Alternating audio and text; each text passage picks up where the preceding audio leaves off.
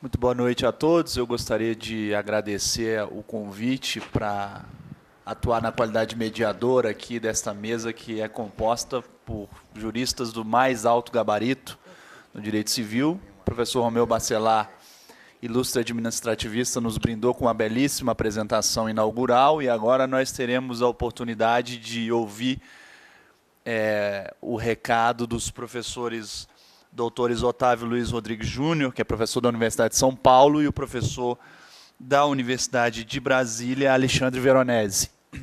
E o tema de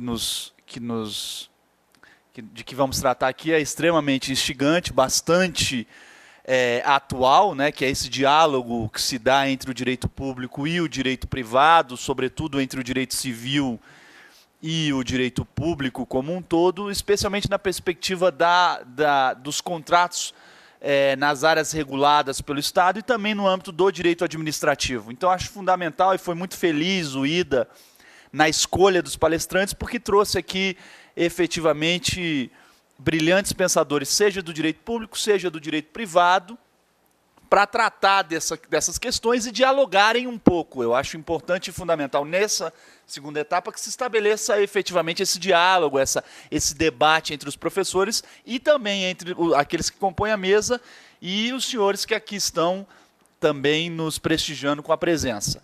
Eu, inicialmente, passo a palavra ao professor Veronese para que dê o seu recado e nos brinde aí com a sua apresentação.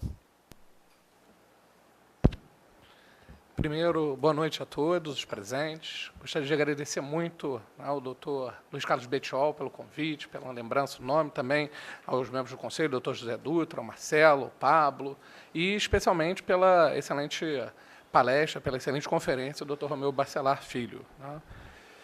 E eu fiz, na verdade, algumas pequenas anotações, pontuando os tópicos trazidos pelo professor Romeu Bacelar, e eu gostaria de compartilhar, na verdade, algumas muito mais dúvidas do que propriamente perguntas, ou propriamente uma exposição, uma palestra, na verdade, compartilhar algumas inquietações.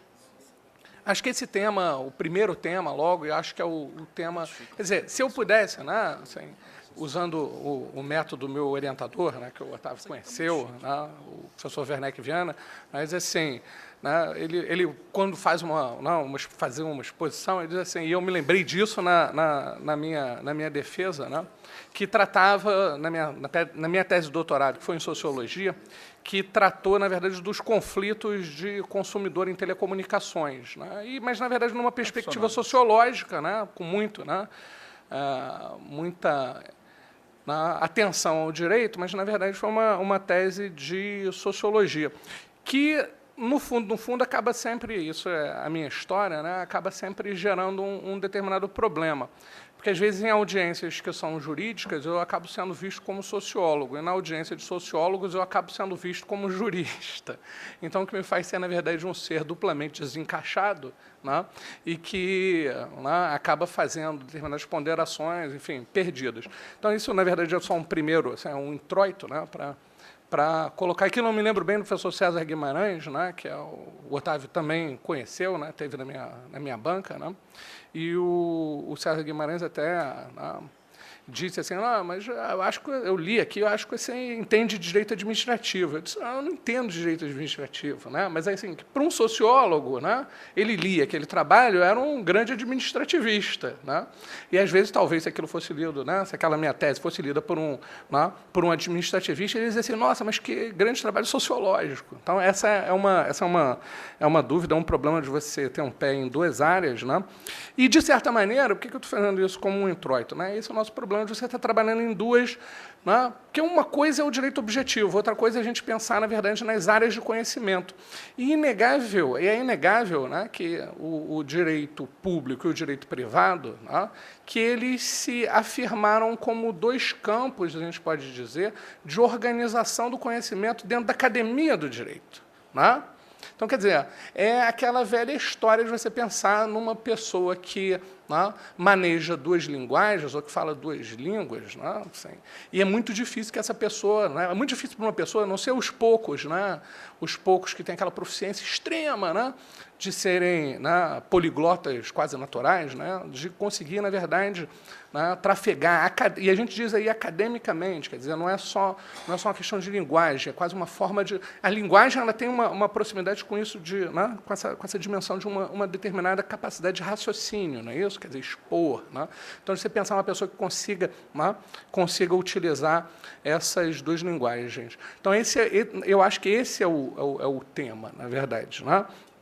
Se a gente for pensar estritamente num ponto de vista do campo acadêmico, né, a gente está lidando não só com duas tradições, né, com dois campos de construção de um conhecimento, e também a gente está lidando, né, com duas linguagens.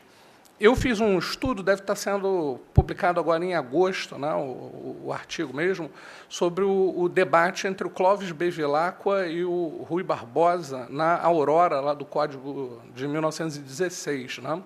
E o que me obrigou, né, a um lado, a pachorra do trabalho de pesquisa, né, nesse caso, numa vertente mais histórica, é documental, né, então tem que ficar lendo documentos antigos. Né, alguns colegas, né, me forneceram alguns documentos antigos de difícil acesso que tinham cópias, né, e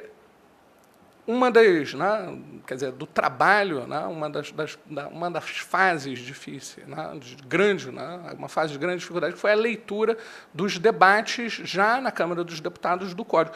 E eu me lembro, né, desses debates, e está, né, no artigo, tem um espacinho dedicado a isso, não muito, né, mas tem um espacinho, a um debate que eles tiveram no Código de 16 sobre o tema da prescrição, né, da prescrição. E a questão central ali, né, na Câmara dos Deputados, naquele debate, veja, falando de no iníciozinho, na República Velha, né, era que um dos deputados, né, ele não aceitava de sobremaneira que o prazo prescricional, né, fosse aplicado de forma idêntica ao Estado de administração pública e aos particulares. Quer dizer, não, o interesse público. Então, sempre a gente teve esse deslocamento. A gente pode dizer que né, eu passei a semana passada, né, para os meus alunos, eu tive que viajar para um congresso, né, e aí o monitor passou um filme lá do Costa Graves, que se vocês não viram, eu recomendo bastante, que é o Sessão Especial de Justiça, né, que é um filme espetacular da década de 70, né, trata de um caso histórico da França, né, e, enfim, eu não vou entrar em detalhes do filme para não tirar graça, né, mas sugiro que procurem. Né, ele é disponível, hoje em dia está tudo na internet, né, ele é disponível com legendas na internet, porque ele é difícil de comprar, porque está esgotado o DVD. Né, mas é um grande filme. E o Costa Graves termina esse filme, né, mostrando toda a ignomínia da tentativa de construção de na verdade, de um tribunal de exceção dentro da Corte de Cassação em Paris. Né, essa era a questão. Né, e ele termina com uma frase assim, e é sempre a razão de Estado. Né? Porque, em última ratio, né, o que vai... o último tópico de legitimidade para distinguir, aí já não no campo do conhecimento, porque esse é um debate, né? O que é um campo do conhecimento, da especialização, quer dizer, existe sociologia do direito, existe sociologia da cultura, são dois campos do conhecimento, existe direito civil, existe direito administrativo, existe direito público. A gente está falando, isso é uma coisa, é a nossa distinção acadêmica, o mundo acadêmico é uma coisa. Outra coisa é a gente pensar, na verdade, no direito objetivo e na aplicação das normas, ou seja, né, o direito, né, no cotidiano da administração, na vida das pessoas. Né? E aí termina lá o Costa Graves, sempre a razão de Estado. Essa é a questão central. Qual a legitimidade da distinção entre direito público e direito privado? Né? O tema da legitimidade, né? O tema da legitimidade tem o Luhmann foi aluno, né, do Talcott Parsons, né, mas o Talcott Parsons foi inspirado num cara antes dele, que foi o Max Weber. Né? E o Weber foi o cara que mais tratou da coisa da legitimidade. Né? Assim, Weber ele foi um cientista social, né, amplíssimo, né, de sociologia das religiões. Quer dizer, na verdade, ele parte daquela empreitada, e o Parsons segue isso, e, de certa maneira, o Luhmann segue isso, de tentar fazer uma sociologia mundo. Né? Alguns caras tentaram fazer isso em outras áreas, o Walras tentar fazer uma economia mundo, né? É conseguir fazer um sistema teórico que ele pudesse explicar tudo. né, de uma forma ampla. Né? O Habermas também é um continuador nessa chave. Né? Esses grandes, né, pensadores, esse é um paradigma, né, que se tinha de construir um sistema, né, cognitivo, um sistema teórico, né, total. Né? Mas um pedacinho desse sistema do Weber, muito importante, é a discussão sobre a legitimidade, que todo mundo, né, conhece, a legitimidade racional legal, tradicional, carismática, enfim, nas 3 legitimidades, né, que respondem uma pergunta muito simples, né, de por que alguém obedece, né, uma norma. Né? Por que alguém obedece uma norma? Né? E, no final no final das contas, o Weber diz, olha, os sistemas mais, né, mais próximos da modernidade, eles são sistemas racionais legais. Não existe um sistema puramente racional legal. Quer dizer, não existe um sistema que você diga, né, que faça todos sermos, né, autônomos de um Estado de Direito. Não, isso não existe. Né, porque sempre vai haver determinados outros tipos de legitimidade. Né, a tradição, por exemplo, é evidente a coexistência da tradição e sistemas racionais legais. É muito fácil de pensar em exemplos, né, nesse sentido. Mas o Weber mostra, né, um pouco mais a prevalência, né, na modernidade desses sistemas racionais legais.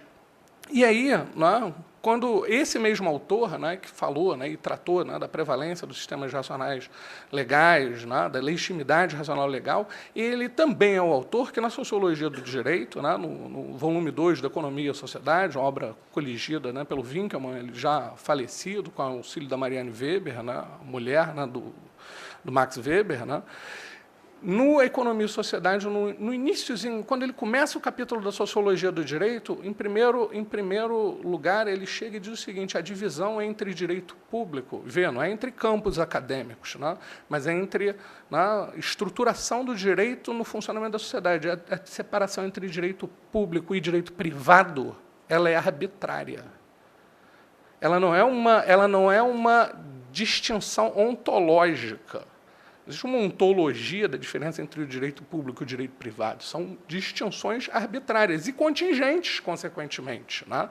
Determinadas sociedades vão organizar o direito público com uma tal conformação distinta de outra. O que faz com que a gente, né, e no fundo, essa é a minha provocação, né, que a gente diga o seguinte, né, que a gente possa se inquietar do seguinte, às vezes, né, as palavras, né, elas são traduzidas, né, mas os significados não necessariamente são traduzidos da mesma maneira, eles podem vir de uma forma diferente. O professor Bacelar falou de discricionariedade, eu me lembrei de um ponto, eu acho que discricionariedade da administração, hoje essa é uma provocação para o doutor Romeu Bacelar, seria o tema para a gente pensar isso. Por quê? Porque seria a liberdade de exercício do administrador. Né?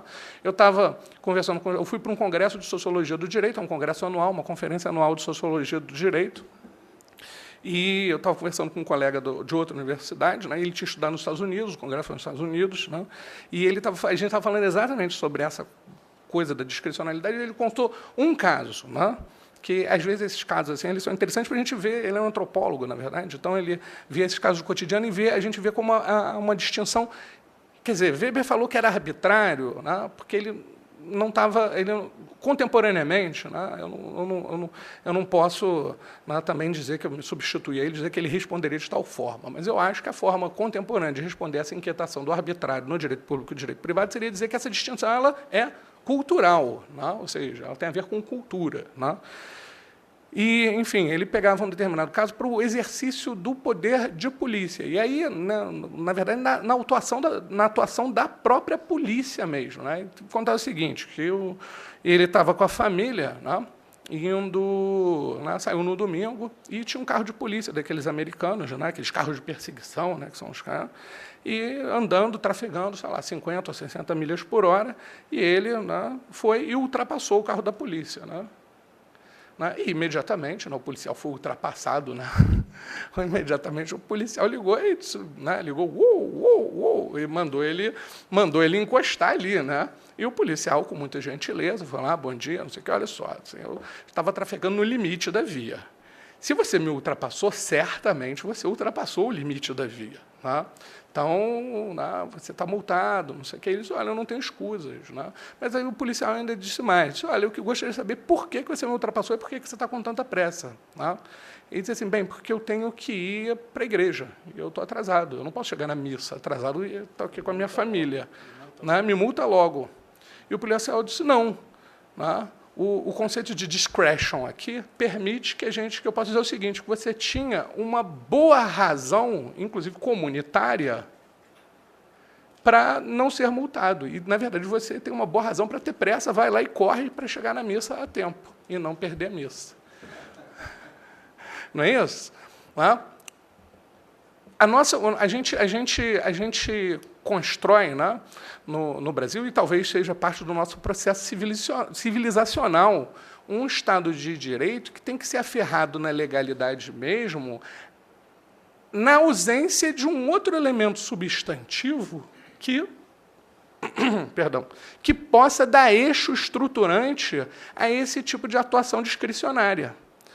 Se provavelmente, né, esse policial, imagina isso, vamos tentar transpor, né, esse caso para o caso Brasil. O policial chega e diz assim, não, né, então, o que o policial... Não, então deixa R$10 aqui, deixa R$20 aqui. Quer dizer, ou seja, sempre a nossa cabeça vai ser de que, né, a atuação discricionária, esse é o ponto central, que a atuação discricionária ela está ligada a um desobedecer da lei. Né? Veja, e por que eu gosto de dar, na verdade, assim, é a primeira vez que eu, em público, estou dando esse exemplo, porque ele, de certa forma, ele deforma uma noção que a gente tem, né, de que, né, a utilização do discretion, que ele está relacionado ao jeitinho. Não é jeitinho, tem uma razão, que não é uma razão d'etat, não é uma razão d'etat, mas é uma razão, né, de communauté, né? É uma razão da comunidade. E é a noção de comunidade, mais do que a noção de legalidade, que dá estruturação substantiva à aplicação e ao funcionamento cotidiano de um sistema jurídico. Né? Isso é, na verdade, assim, uma provocação, né, mais do que propriamente uma exposição, né, e aí agradecer muito o convite, a presença de todos. Obrigado.